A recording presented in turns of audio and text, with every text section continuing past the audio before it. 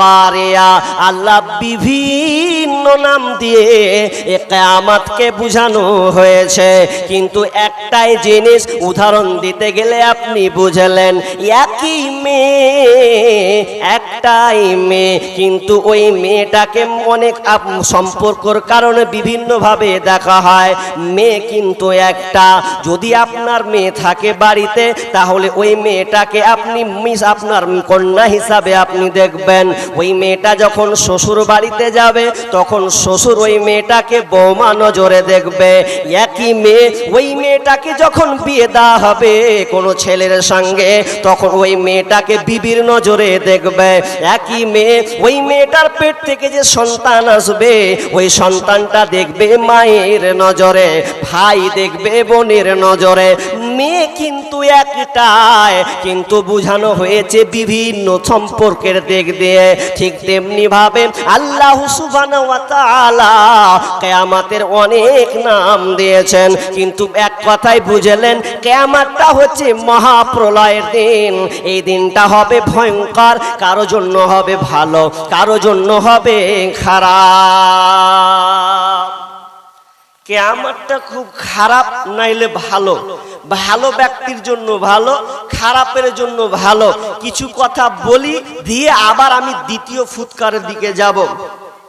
প্রথম ফুৎকার হবে, সব কিছু শেষ হয়ে যাবে, একটু টাচ দি, একটু। আল্লাহ বলেন, বিসমিল্লাহির রহমানির রহিম, ওয়া নুফিখা ফিস সূরি ফাসাইকা মান ফিস সামাওয়াতি ওয়া মান ফিল আরদি ইল্লা মান শাআল্লাহ সুম্মা নুফিখা ফিহি উখরা ফাইদা হুম কিয়ামুন ইয়ানজুরুন। আল্লাহু সুবহানাহু ওয়া তাআলা যখন ইসরাফিল আলাইহিস সালামকে সুর ফুঁকতে বলবেন, ইসরাফিলটাকে, ইসরাফিলের ব্যাপারে আপনাদের কি ধারণা আছে? ইসরাফিলকে শুধুমাত্র একটা দায়িত্ব দেওয়া হয়েছে। বিশ্বনবী বলছেন, কাইফা আনআম ওয়া সাহিবুস সূরি কদিল তাকামাহু আসগা সামআহু ওয়া হানা জাবহাতাহু ইয়ানতাজিরু মাতা উমারু বিন নাফসি। বিশ্বনবী বলছেন, আমি কেমন করে আনন্দে থাকতে পারি, আনন্দে উল্লাস করতে পারে, আমি দুনিয়ায় কেমন করে আনন্দে থাকব। অথচ ইসরাফিল আলাইহিস সালামকে যেদিন থেকে ইসরাম ফাঁসি ফুৎকারে অর্থাৎ সিংগায় ফুৎকার দেওয়ার দায়িত্ব দেওয়া হয়েছে, সেদিন থেকে সে প্রতীক্ষমান হয়ে আছে, কখন জানি আল্লাহ আমাকে অর্ডার করবেন। আর অর্ডার যেমনই করা হবে রে, সঙ্গে সঙ্গে পৃথিবী যেন ধ্বংস শুরু হয়ে যাবে, পৃথিবী তোরফর হয়ে যাবে। সাহাবীরা বলছেন, ইয়া রাসূলুল্লাহি ওয়া মা তা'মুরুনা, আপনি কি আমাদের কি উপদেশ দিচ্ছেন এ ব্যাপারে? তখন বিষ্ণু বলছেন, কুলু, তোমরা বলো, হাসবুনাল্লাহ ওয়া নি'মাল ওয়াকিল, তোমরা আল্লাহর উপরে ধৈর্যশীল হও, আল্লাহর উপরে ভরসা রাখো, কারণ আল্লাহ হচ্ছে উত্তম কার্যনির্বাহক, তোমরা আল্লাহর উপরে ভরসা করো। তাহলে ইসরাফিল আলাইহিস সালামকে সুরের ফুৎকারের দায়িত্ব দেওয়া হয়েছে। আল্লাহ প্রথমে যখন ফুৎকারের দায়িত্ব দিবেন, তো পৃথিবীতে যা আছে সবাই বেহুশ হয়ে যাবে। ওয়া নুফিকা ফিস সূরি ফাসাইকা মান ফিস সামাওয়াতি ওয়াল আরদি, যখন সিংগায় ফুৎকার দেওয়া হবে, তখন দুনিয়ার পৃথিবীর বুকে যা কিছু আছে সব ভেঙে খান খান হয়ে যাবে, সবাই এক কথায় বেহুশ হয়ে যাবে, কিছু আর থাকবে না। এক কথায় আল্লাহ বলছেন, কুল্লু মান আলাইহা ফান ওয়া ইয়াবকা ওয়াজহু রাব্বিকা যুল জালালি ওয়াল ইকরাম। আল্লাহ ছাড়া, আল্লাহর মহামান্বিত চেহারা ছাড়া পৃথিবীতে আর কিছু থাকবে না, সব ফানা হয়ে যাবে একমাত্র আল্লাহ ছাড়া। প্রথম ফুৎকারে পৃথিবী ধ্বংস কেমন করে হবে, কোত্থেকে কি হবে, এটার আলোচনা যদি নিতে চান ইউটিউবে আছে, সার্চ করবেন পেয়ে যাবেন।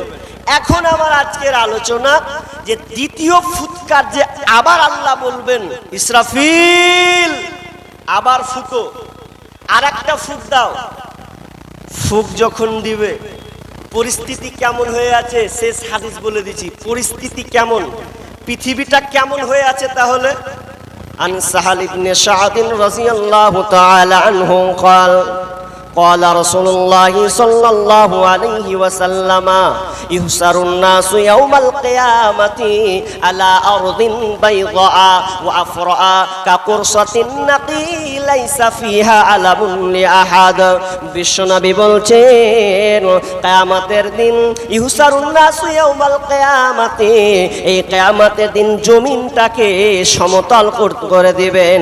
আলা আরদিন বাইদা ওয়া আফরা, সাদা লাল মিশ্রিত সমতল ভূমিতে পরিণত করা হবে।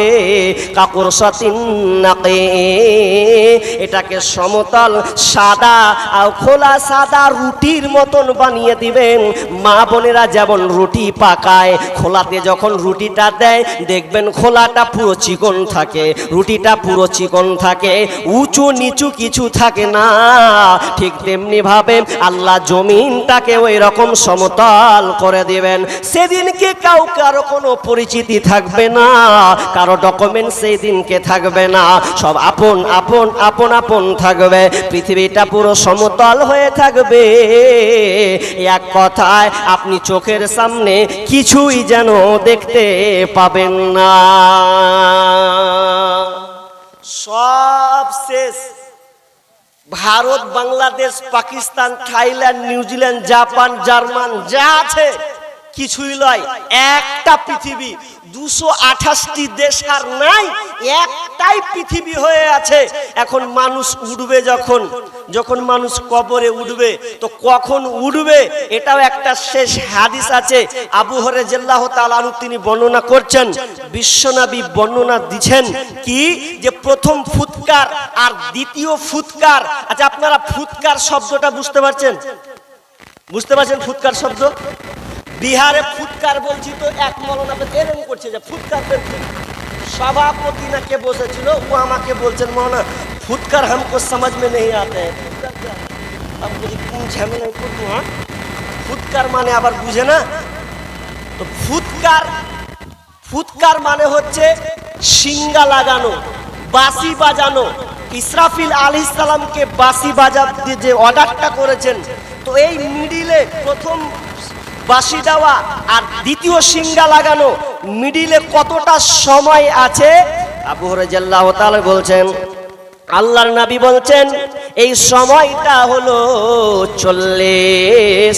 সাহাবীরা বললেন 40 আবার কি 40 দিন নাকি? বলছে না না, আমি উত্তর দিতে অস্বীকার করলাম। আবার প্রশ্ন করা হলো 40 মাস নাকি মানুষ থাকবে? বলছে না না, আমি অস্বীকার করলাম। আবার প্রশ্ন করা হলো 40 বছর, আমি অস্বীকার করলাম। এরপরে বিশ্বনবী বলেছেন আসমান থেকে একটা বৃষ্টি বর্ষণ হবে, আর বৃষ্টি যখন বর্ষণ হবে ওই যে প্রথম ফুৎকারে সব মারা গেছে, লাশ বেনে গেছে, সেদিন আল্লাহ আবার বৃষ্টি বর্ষণ করবেন। দেখবেন কবরে যখন মানুষকে শোয়ানো হয়, তাকে যখন দাফন করানো হয়, যদি আপনি একটা লাশকে 5 বছর পর 1 বছর পর যদি তার লাশটাকে আপনি খুঁজেন, কিছুই থাকবে না, শুধু হাড় হাড্ডির মধ্যে একটাই শুধু হাড় আপনি পাবেন, সেটা হচ্ছে সিদ্ধার আর নিচের একটা ছোট হাড় আছে। ওই হাড়টা মাটি কোনোদিন খাবে না। আল্লাহ বৃষ্টি বর্ষণ করবেন, তো ওই ছোট একটা অংশ যে হাড়টা আছে, ওই হাড়টা আবার নতুন করে গজানো শুরু করবে, আবার মানুষ গঠন তৈরি হবে। আর যখনই গঠন তৈরি হবে তখন আবার পুনরুত্থান হবে, তো কিয়ামতের মাঠে তারা দৌড়বে। এবার চলেন দৌড়বে, উঠবে, কেমন করে উঠবে, আল্লাহ কি হুঙ্কার দিবে? আল্লাহ বলবেন আবার ফুঁকটা দাও। সুম্মা নুফিখা ফীহি উখরা, আবার সুর ফুঁকা হবে। ফাইদা হুম কিয়ামুন ইয়ানজুরুন, মানুষ কবর থেকে উঠবে আর কিয়ামতের মেহশারের দিকে দৌড় মারবে। কেমন করে দৌড়াতে তো বাধ্য, আল্লাহ বলছেন দৌড়াতে তো তাদের বাধ্য, যেতে তো তাকে বাধ্য যেতে হবে। যখন মানুষ উঠবে ফাইন্নামা হিয়া জাজরাতুন ওয়াহিদা ওয়া ফাইন্নামা জাজরাতুন ওয়াহিদা ফাইদা হুম বিসাহিরা। আল্লাহ এমন একটা ভয়ঙ্কর আওয়াজ করবেন, এমন একটা আওয়াজ হবে যেই আওয়াজের মাধ্যমে মানুষ সবাই যেন হাঁটবে ময়দানে, কিয়ামতের ময়দানে যেন তারা হাঁটতে শুরু করবে। ইয়াউমা নাহসুরুহুম জামিআ, সবকে একত্রিত করা হবে। ওয়া মা হুম আনহা বিগাইবিন, সেদিন কিয়ামতের মাঠে সবাই যেন দরাদরি করবে। বিগাইবিন মানে এখানে মুরাদ বুঝাতে চেয়েছেন একটাও কেউ বেহাজিরি হবে না। আজকে জালসা হয়েছে আপনার কি নাম এই গ্রামে, এবার জালসাটা যখন হলো 100তে 100 মানুষ এলান করা হয়েছে। আপনার গ্রামে যদি 100টা ঘর হয়, 500 ঘর হয়, 500টা ঘরের মানুষ কিন্তু এখানে হাজিরা দেয়নি, কিছুটা মানুষ হাজিরা দিয়েছে। কেউ মানুষ বাজারে আছে, কেউ আপনার কিনা দোকানে আছে, কেউ বাড়িতে শুয়ে আছে। কিন্তু যখন কিয়ামতের মাঠ যাবে তখন কেউ বেহাজিরি হবে না, সেদিনকে সবাই যেন দৌড়বে। আল্লাহ বলছেন আমার এটা একটা চ্যালেঞ্জ, সেদিনকে কেউ বলবে না আমি যাব না। সেদিনকে সবাইকে ওই কিয়ামতের ময়দানে হাজিরি দেওয়া লাগবে। সবাই হাজির হবে। এখন উঠার ক্যাপাসিটিটা কেমন হবে এটা দেখেন, উঠার ক্যাপাসিটি। কবর থেকে যখন মানুষ উঠবে 3 ধরনের ক্যাটালগ হবে। কবর থেকে মানুষ যখন উঠবে 3 ধরনের ক্যাটালগ হবে বন্ধুরে। এক শ্রেণীর মানুষ ভয়স্ফীত সন্তুষ্ট, এক শ্রেণীর মানুষ জান্নাত পাওয়ার আশায়, এক দল মানুষ তারা ভয়ভীত সন্তুষ্টর মধ্যে থাকবে। কিন্তু ওখানে 3 ধরনের মানুষকে যেন দাঁড়ান উঠানো হবে, তারা চলতে থাকবে। এক শ্রেণীর মানুষ তারা হেঁটে হেঁটে সাম্বাসিরিয়ার দিকে তারা যাবে, যেখানে কিয়ামতের মাঠ হবে সেই দিকে তারা চলতে থাকবে।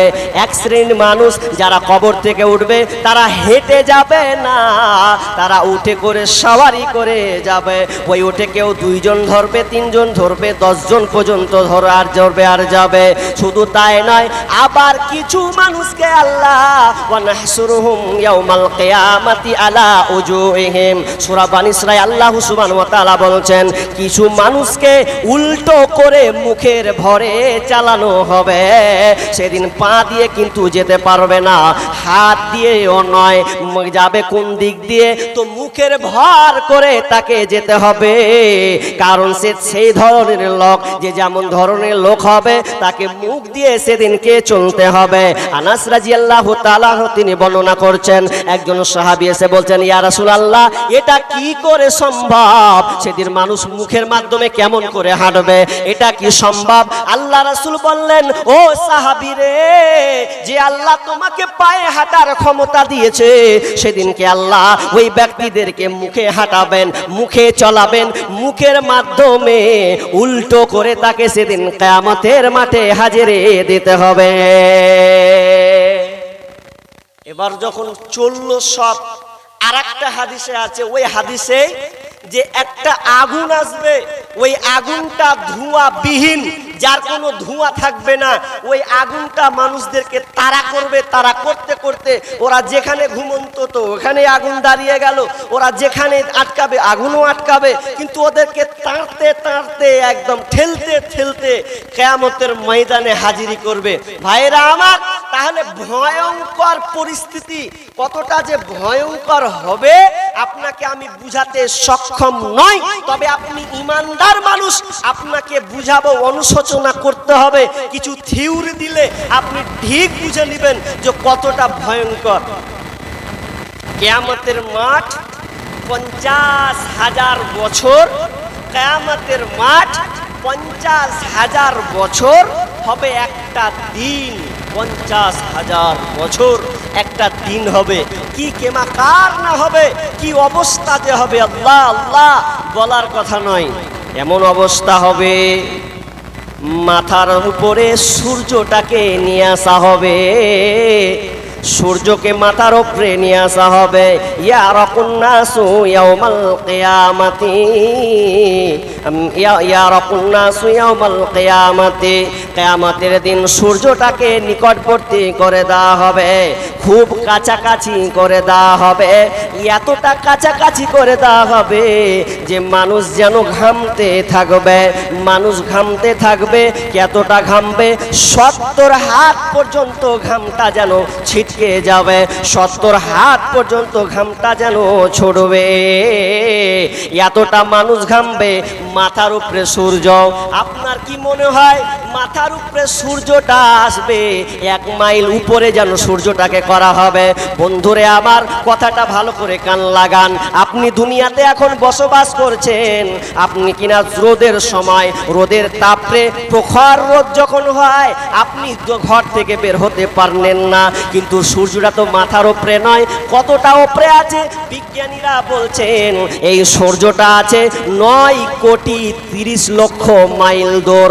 9 কোটি 30 লক্ষ মাইল দূর থেকে এই সূর্যের তাপ আপনি গ্রহণ করছেন। 9 কোটিটা কত উপরে এবার বুঝলেন? এরপরেও লাইন পালিয়ে গেলে আপনি ঘরে থাকতে পারেন না, গাছের তলায় গিয়ে একটু আরাম করেন, বাতাস করেন, গাছের হাওয়া খান। এতটা প্রখর রোদ, রাত হতে গেলে টিনের ঘর গরম হয়ে যায়, আপনি ঘুমাতে পারেন না, ঘুম আপনার হয় না। কেন কেন? তো সামান্য 48 ডিগ্রি সেলসিয়াস তাপমাত্রা আপনি সহ্য করতে পারেন না। এতটা তাপমাত্রা সামান্য 9 কোটি 30 লক্ষ মাইল দূর থেকে দিচ্ছে। কিন্তু বন্ধুরে, যেদিনকে কিয়ামতের মাঠ হবে, সেদিনকে সূর্যকে যখন মাথার উপরে নিয়ে আসা হবে, মিনাল খালক, অর্থাৎ সৃষ্টির কাছাকাছি করে দেওয়া হবে, সৃষ্টির কাছাকাছি। ইয়াকুলু তুদনা শামসু ইয়াউমাল কিয়ামাতি মিনাল খালক। বিশ্বনবী বলছেন সূর্যটাকে মাথার উপরে করে দেওয়া হবে, হাত্তা তাকুনা মিনহুম কামিকদার মিল, 1 মাইল উপরে করে দেওয়া হবে। কেউ কেউ বলেছেন 1 মাইল মানে আপনার কিনা সুরমাদানির সরাকা, যেটা বলা হয় সুরমাদানি হয়, যে সুরমাদানিতে আপনারা চোখে লাগান, এটা লাঠিটা, এর লাঠিটা হবে 1 থেকে 1.5 ইঞ্চি। এই রকম মাথার উপরে সূর্য থাকবে। সূর্যের তাপমাত্রা, টেম্পারেচার কত? বিজ্ঞানীরা বলছেন 1 কোটি 40 লক্ষ ডিগ্রি সেলসিয়াস। 1 কোটি 40 লক্ষ ডিগ্রি সেলসিয়াস তাপমাত্রা। আর আমরা দুনিয়াতে মাত্র 47, 48, 54 ইউনিট তাপমাত্রা সহ্য করে, তাপমাত্রা সেলসিয়াস তাপমাত্রা সহ্য করে। কিন্তু সেদিন 47, 48 নয়, সেদিনকে মাথার উপরে থাকবে এই সূর্যটা, এত তাপ দিবে বন্ধুরে যে বলার কথা নয়। মানুষ সেদিন ওই সূর্যের তাপে মানুষ ঘামতে থাকবে। ফামিনহুম মাইয়াকুনু ইলা কাবাইহি, কেউ কেউ আপনার ঘামটা হবে আপনার কিনা হাঁটু পর্যন্ত, টাকুনু পর্যন্ত হয়ে যাবে। ওয়ামিনহুম মাইয়াকুনু ইলা রুকবাতাইহি, কারো কারো ঘাম হয়ে যাবে আপনার হাঁটু পর্যন্ত। ওয়ামিনহুম মাইয়াকুনু ইলা হাকওয়াইহি, কারো ঘাম হবে কোমর পর্যন্ত। করতে করতে ঘাম চলে যাবে মুখের লাগাম পর্যন্ত, কান পর্যন্ত। এতটা ঘাম হবে বন্ধুরে, আপনি পালাবার কোনো আপনার রাস্তা নাই। পায়ের যে আপনার তলা, এই পায়ের তলাটা হবে তামার, তামা। আপনি রাখবেন কোথায়? পা। রোদ্রের তাপে, সূর্যের তাপে ছাদে উঠানো যায় না, বালিতে হাঁটানো যায় না। কিন্তু জমিনটা সেদিন বালু নয়, ছাদের ঢালাই নয়, এই জমিনের নিচেটা হবে তামার। আর তামা মানে বুঝতে পারছেন এর টেম্পারেচার কতটা, যেটা কারেন্টকে শো করা হয় তামার তারের মাধ্যমে। তো সে তারপর এই বিদ্যুতের গতি হচ্ছে 1,86,000 মাইল, 1,86,000, এতটা টেম্পারেচার আছে বন্ধ। কিন্তু সেদিনকে জমিনটা তামার হয়ে যাবে।